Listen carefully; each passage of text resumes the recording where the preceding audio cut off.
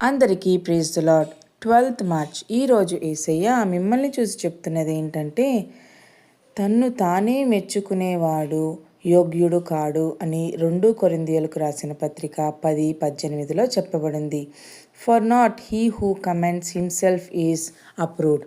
ఈ అధ్యాయంలో పౌలు కొరింథీయుల సంఘంలో ఉన్న తప్పుడు బోధకుల గురించి మాట్లాడుతున్నాడు.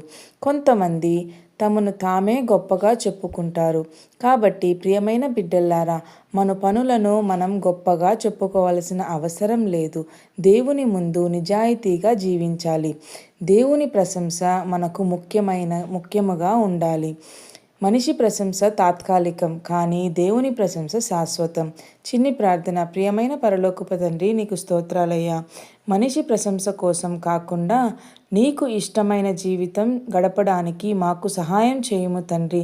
నీ కృపలో వినయంగా జీవించినట్లు మాకు బలాన్ని ఇవ్వుము తండ్రి. యేసు నామంలో అడిగి వేడుకుంటున్నాము తండ్రి. ఆమేన్.